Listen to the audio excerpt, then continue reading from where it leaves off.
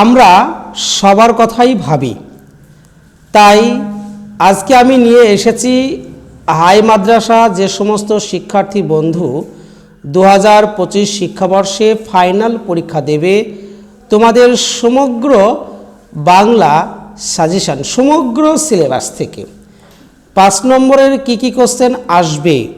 তুমি যদি 2025 শিক্ষাবর্ষের মাধ্যমিক শিক্ষার্থী হয়ে থাকো তাহলে এই ভিডিওটি তোমাকে দেখতেই হবে, কারণ এই ভিডিওগুলো থেকে তোমরা সম্পূর্ণটাই কমন পেয়ে যাবে। শুধু আমার প্রতি একটু বিশ্বাস রেখো। তাহলে আজকের আলোচনার বিষয় সমগ্র বাংলা শেষ মুহূর্তের সাজেশান। দুর্দান্ত একটি সাজেশান নিয়ে আমি তোমাদের সামনে উপস্থিত। আজকের এই সাজেশানটা তোমাদের কাছে সোনার কাঠির মতো কাজ করবে। শুধুমাত্র আমি যে সাজেশনটা দিচ্ছি একবার স্পর্শ করে দেখো, তাহলে ফল হাতে নাতেই পাবে। তো চলো আমরা মূল আলোচনায় চলে যাই। তো আমরা পরপর দেখে নেব কি গুরুত্বপূর্ণ প্রশ্ন আমাদের এই বছরে আসতে চলেছে। 1 নম্বর দেখো প্রশ্ন, অমৃত সত্যি তার বাবা মাকে খুব জ্বালিয়েছিল। অমৃত কিভাবে বাবা মাকে জ্বালাতন করেছিল? অবশেষে অমৃতের মা কি করেছিল? দ্বিতীয় প্রশ্ন, ও আমাকে শিখিয়েছে খাঁটি জিনিস কাকে বলে। কে কাকে শিখিয়েছে? খাঁটি জিনিস বলতে কি বোঝানো হয়েছে? পরে কোশ্চেন, অদল বদল গল্পে যে বন্ধুত্ব ও সম্প্রীতির দৃষ্টান্ত স্থাপিত হয়েছে তা আলোকপাত করো। পরে কোশ্চেন, কিন্তু আমাকে বাঁচানোর জন্য তো আমার মা আছে। কে কাকে উক্তিটি করেছে? উক্তিটির মাধ্যমে বক্তার চরিত্রের কোন পরিচয় প্রকাশ পেয়েছে তা লেখো। অমৃতের জবাব আমাকে বদলে দিয়েছে। অমৃত কে? তার কোন জবাব কাকে বদলে দিয়েছিল? অমৃতের জবাব বক্তার কোন ধরনের পরিবর্তন ঘটেছিল? পরে প্রশ্ন, নদীর বিদ্রোহের কারণ সে বুঝতে পারিয়াছে। কে বুঝতে পেরেছে? নদীর বিদ্রোহ বলতে কি বোঝানো হয়েছে? পরে প্রশ্ন দেখো, নদীর বিদ্রোহ গল্প অবলম্বনে নদীর প্রতি নদের চাঁদের অকৃত্রিম যে ভালোবাসা তার পরিচয় দাও। অথবা এটা ঘুরে আসতে পারে, নদীকে এভাবে ভালোবাসিবার একটা কৈফিয়ত নদের চাঁদ দিতে পারে। নদীর প্রতি নদের চাঁদের ভালোবাসার পরিচয় দাও। পরে প্রশ্ন, নিজের এই পাগলামিতে যেন আনন্দই উপভোগ করে। কার পাগলামির কথা বলা হয়েছে? পাগলামির পরিচয় দাও। পরে প্রশ্ন, চিঠি পকেটেই ছিল। কার চিঠির কথা বলা হয়েছে? পরবর্তী ঘটনার বিবরণ দাও। পরে দেখো যে প্রশ্ন আছে, তার 4 বছরে চেনা এই নদীর মূর্তিকে তাই যেন আরও বেশি ভয়ঙ্কর, আরও বেশি অপরিচিত মনে হইল। তার বলতে কার কথা বলা হয়েছে? 4 বছরের চেনা নদীকে তার কেন বেশি অপরিচিত মনে হয়েছিল? আর এখান থেকে একটি মাত্র চরিত্র দেখে রাখবে, সেটা হলো নদের চাঁদ চরিত্র। পরে প্রশ্ন, তপন আর পড়তে পারে না, বোবার মতো বসে থাকে। তপনের এরকম অবস্থার কারণ আলোকপাত করো। পরে প্রশ্ন, তপনের মনে হয় আজ যেন জীবনের সবচেয়ে দুঃখের দিন। কোন দিন তপনের এমন মনে হয়েছিল? তার এমন মনে হওয়ার কারণ কি ছিল? পরে প্রশ্ন, পৃথিবীতে এমন অলৌকিক ঘটনাও ঘটে। কোন প্রসঙ্গে কার মনে এই প্রশ্নটি জাগরিত হয়েছে? ঘটনার অলৌকিকত্বর বিশ্লেষণ করো। পরে প্রশ্ন, গল্প ছাপা হলে যে ভয়ঙ্কর আহ্লাদ হবার কথা সে আহ্লাদ খুঁজে পায় না। কার কোন গল্প কোথায় ছাপা হয়েছিল তার আহ্লাদ খুঁজে না পাবার কারণ আলোকপাত করো। পরে প্রশ্ন, তার চেয়ে দুঃখের কিছু নেই, তার থেকে অপমানের। কিসের চেয়ে দুঃখের ও অপমানের কিছু নেই? এর থেকে তপনের চরিত্র বৈশিষ্ট্য আলোচনা করো। পরে প্রশ্ন, শুধু এই দুঃখের মুহূর্তে গভীরভাবে সংকল্প করে তপন। কার কোন দুঃখের কথা বলা হয়েছে? এরপর সে কি ধরনের সংকল্প করেছিল তা আলোচনা করো। পরে প্রশ্ন, সত্যি তপনের জীবনের সবচেয়ে সুখের দিনটি এলো আজ। তপনের মনে এমন ভাবনার কারণ আলোচনা করো। অথবা এই প্রশ্নটা অন্যভাবে আসতে পারে, জ্ঞানচক্ষু গল্পে কিভাবে তপনের জ্ঞানচক্ষু খুলেছিল তা আলোচনা করো। হালকা করে দেখে রাখবে তপন চরিত্রটি। এবার দেখো সম্পূর্ণ কবিতা থেকে নেওয়া হয়েছে, পরপর তোমরা দেখতে থাকো। দেখো রয়েছে, হাই বিধি বাম মম প্রতি বক্তাকে তার এইরূপ বক্তব্যের কারণ আলোচনা করো। পরে প্রশ্ন, জয় গোস্বামী রচিত অস্ত্রের বিরুদ্ধে গান কবিতায় কবির যে যুদ্ধ বিরোধী মনোভাবের পরিচয় পায় তার বিবরণ দাও। তারপর এলো মানুষ ধরার দল, কোথায় এলো মানুষ ধরার দল, এসে কি করেছিল। পরে প্রশ্ন, তোরা সব জয়ধ্বনি কর, কবির একথা বলার কারণ সংক্ষেপে আলোচনা করো। পরে প্রশ্ন, অভিষেক করিলা কুমারকে পাঠ্য কবিতা অবলম্বনে কুমারের চরিত্র বা ইন্দ্রজিৎ চরিত্রের বৈশিষ্ট্য আলোচনা করো। পরে প্রশ্ন, চিরচিহ্ন দিয়ে গেল তোমার অপমানিত ইতিহাসে, তোমার বলতে কার কথা বলা হয়েছে, তার অপমানিত ইতিহাসের বিবরণ দাও। অস্ত্রের বিরুদ্ধে গান কবিতার মূল বক্তব্য আলোচনা করো। নমিপুত্র পিতার চরণে করজোড়ে কহিলা, পিতা ও পুত্রের পরিচয় দাও। পাঠ্যাংশ অবলম্বনে পিতা ও পুত্রের কথোপকথন নিজের ভাষায় লেখো। তারপরে আছে হাই ছায়াবৃতা বলার কারণ কি, তার সম্পর্কে কবি কি বলেছেন তা লেখো। যেখানে ছিল শহর সেখানে ছড়িয়ে রইল কাঠ কয়লা। অশোকে একজন কবিতা অবলম্বনে শহরের এই পরিণতি কিভাবে হয়েছিল তা আলোচনা করো। এই প্রশ্নটা ঘুরে আসতে পারে। তারপর যুদ্ধ এলো, কিসের মতো যুদ্ধ এসেছিল, তার ভয়াবহতা অশোকে একজন কবিতা অবলম্বনে আলোকপাত করো। পরে প্রশ্ন, অস্ত্র ফেলো অস্ত্র রাখো গানের দুটি পায়ে, কাদের উদ্দেশ্যে কবির এই আহ্বান, কবিতার ভাববস্তু বিশ্লেষণ করে আহ্বানের যুক্তিকতা প্রমাণ করো। প্রলয়োল্লাস কবিতা অবলম্বন করে কবির মানসিকতার পরিচয় আলোচনা করো। গোছাবো এই অপবাদ বধির উপকূলে, বক্তাকে কোন অপবাদের কথা বলেছেন তিনি, উক্ত অপবাদ ঘোচানোর জন্য তিনি কিভাবে প্রস্তুত হলেন। তারপরে দেখো আছে প্রবন্ধ গ্রন্থ, আরিজা কালিকলম এবং বাংলা ভাষা বিজ্ঞান। দেখো এটা সম্পূর্ণ যদি পড়তে যায় তাহলে ভিডিওটি অনেকটা লম্বা হয়ে যাবে, তাই আমি সম্পূর্ণ পড়ছি না, তোমরা পরপর দেখতে থাকো। বাংলা ভাষা বিজ্ঞান রচনায় যে নানা রকম বাধা। তারপর দেখো আছে বাংলা ভাষায় বিজ্ঞান শীর্ষক প্রবন্ধটিতে পরিভাষা সম্পর্কে আলোচনা। পাশ্চাত্য দেশের তুলনায় দেশের জনসাধারণ বৈজ্ঞানিক জ্ঞান নগণ্য। তারপরে বাংলা বিজ্ঞান বিষয়ক গ্রন্থে যে দুটি শ্রেণীর ভাগ আছে, প্রথম দ্বিতীয় শ্রেণী, তাদের পরিচয় খুব ইম্পর্টেন্ট। এতে রচনা উৎকট হয়, কিসে রচনা উৎকট হয়, এর থেকে কিভাবে মুক্তি পাওয়া যেতে পারে বলে প্রাবন্ধিক মনে করেছেন। তাতে পাঠকের অসুবিধা হয়, পাঠকের কিসে অসুবিধা হয়, এই অসুবিধা দূর করার জন্য কি পরামর্শ তিনি দিয়েছেন। আমাদের আলংকারিকগণ শব্দে ত্রিবিধ কথা বলেছেন, আলংকারিকগণ বলা শব্দে ত্রিবিধ এর পরিচয় দাও। তারপর পর দেখো, তোমরা একটি করে দেখে নাও। এই দোষ থেকে মুক্ত না হলে বাংলা বৈজ্ঞানিক সাহিত্য সুপ্রতিষ্ঠিত হবে না।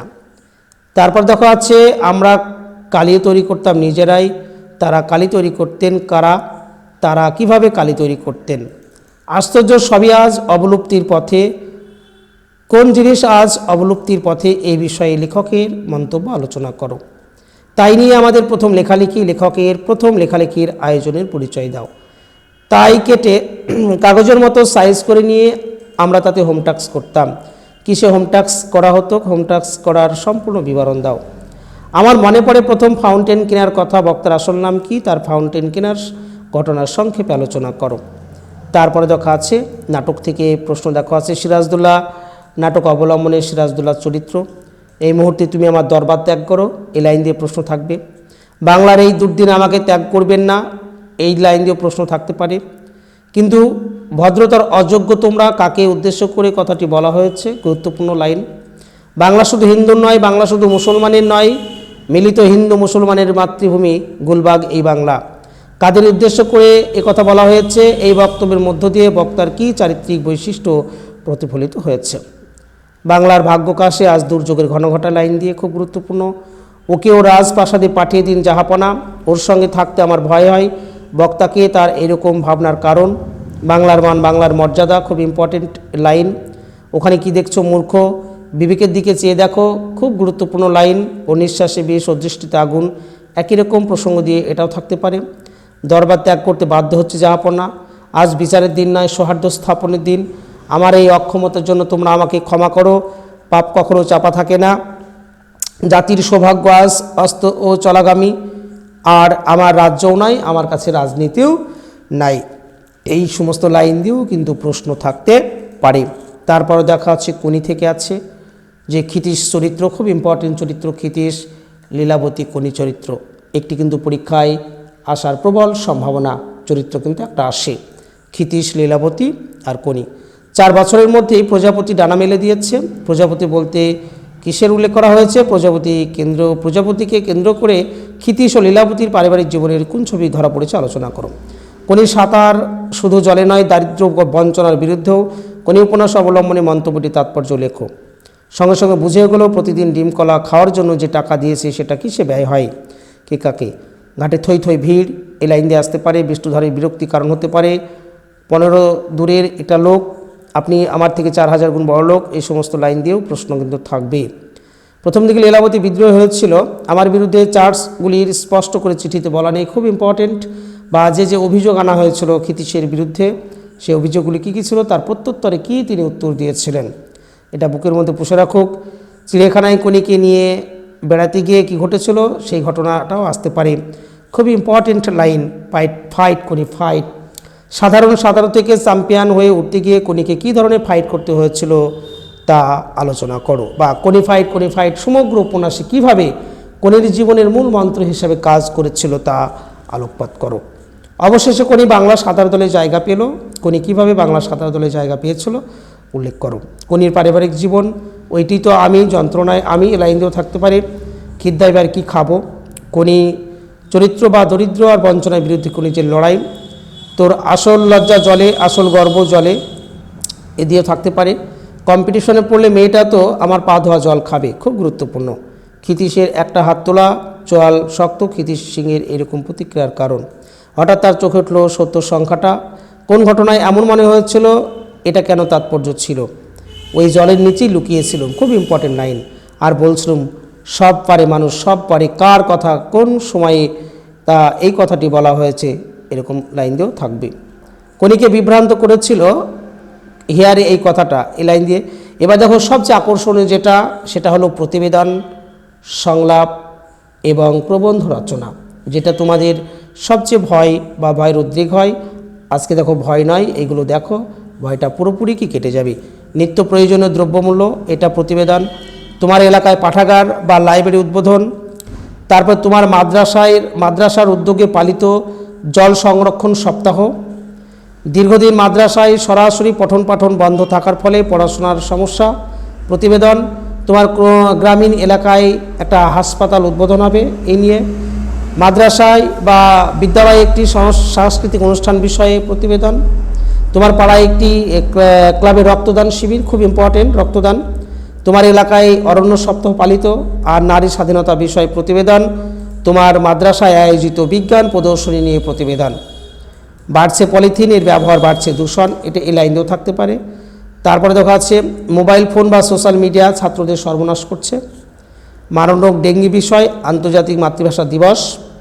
তোমার এলাকায় বিজ্ঞাপনের ব্যবহার কমানো উচিত, এই বিষয়ে প্রতিবেদন। সেফ ড্রাইভ সেফ লাইফ ও পথ নিরাপত্তা, এটাও আসতে পারে। তোমার এলাকায় বৃক্ষরোপণ উদযাপিত হলো, খুব ইম্পর্টেন্ট এটা।